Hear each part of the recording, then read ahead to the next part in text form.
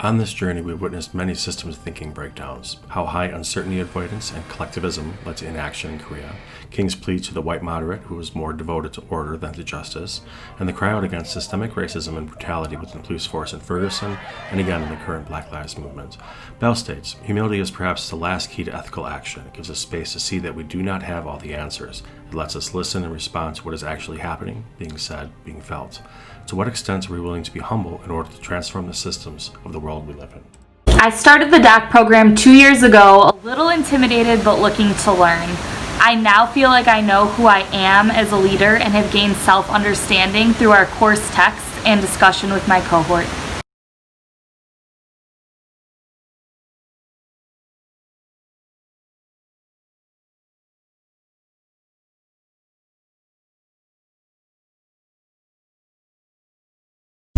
What if I say, I know, you know? What if I told you I like you? We stay, we go. What if I told you I like you? I know, you know. What if I told you I like you? We stay, we go. What if I told you I like you? Let me share with you my transformation as a systems thinker. When I first started the program, I struggled with connecting to my staff, and I relied on technical solutions to drive business change and solve business problems. But throughout the program, I have evolved where I recognize we're all in this together. Technical solutions can help, but we are all part of the system, and we all have roles and responsibilities to drive change. And it is leading with compassion that inspires people to drive that change. We have all transformed over the last 2+ years during COVID-19 and specifically the last 12 days. I have transformed by reflecting on my leadership skills, listening to other leaders lead, and reviewing the resources we have used during Summer Institute. Heath writes on page 235 of his book Upstream, chip, chip, chip, and that's how upstream victories are won. Picasso created War and Peace, as I too will struggle as a leader. However, I know to trust the process leading me to peace. The path to self-understanding can be a journey that is intertwined with leadership, learning, service, and research. Blair and Gesner's research on transformational leadership compare Joseph Campbell's work on the hero's journey. Are you ready? Are you on your path? A theme throughout Summer Institute has been acknowledging the stories of others in a meaningful way. We heard this from a variety of our speakers. Dr. Marcel Haddix grounded our thinking about how we make sense of the world through stories. Dr. Catherine Wilson gave us the tip that if we want to engage in conversations across the divide, we should start with our stories to lower barriers. Leaders such as Yolanda Jackson-Lewis, Michael Holstead, and Maurice Thomas shared their transformational leadership stories so that we are able to reflect on our own story. As we reflected on our own stories, we found that leaders build relationships by listening, as Tony said, for information, not affirmation. Not with just the mirror that I look into, but through the window into others' shared story. It is important that we build relationships which support each person's human dignity, with eyes of forgiveness, ears of empathy, hands of welcoming, and feet firmly planted in community, and lips that speak with compassion. A major transformation for me is in learning how to harness the power to impact positive, beneficial change. Because transformation should have a ripple effect of building capacity before and after. This Pablo Picasso painting really illustrates some of the transformation that's occurred over the past 2 years and during Summer Institute. Our speakers, our reflections, our interactions with one another has led to this change, and we're not done.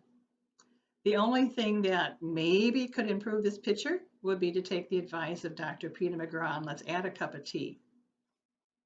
Not warm tea, guys. Nice, hot, steamy, hot tea. Thank you. I am growing, and I'm going to continue to grow.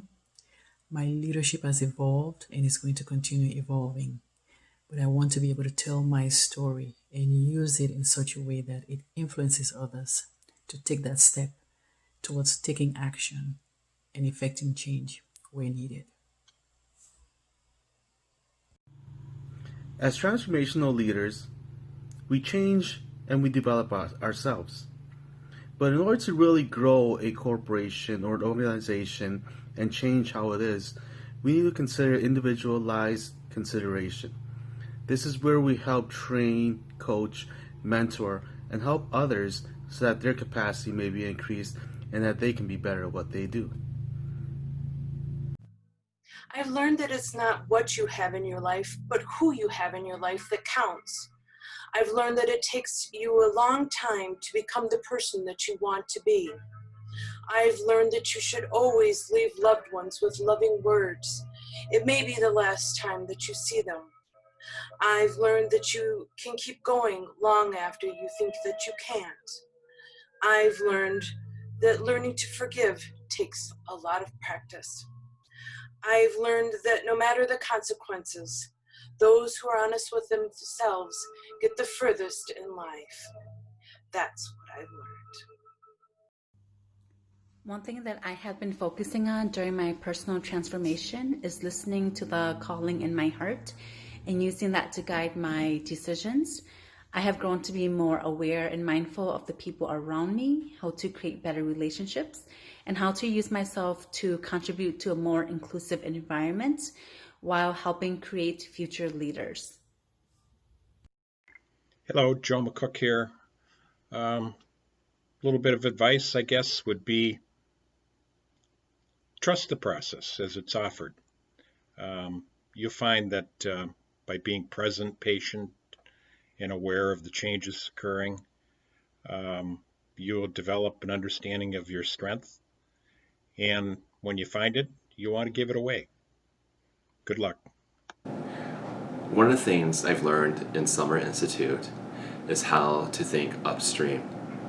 Problem blindness is something that occurs in the upstream process, and that is where we're not recognizing what the problem is or doing anything about it.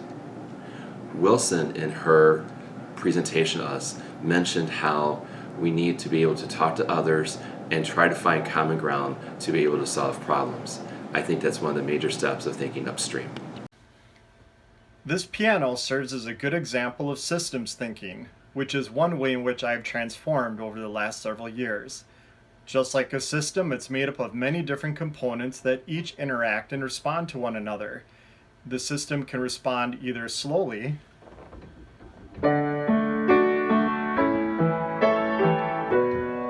or quickly.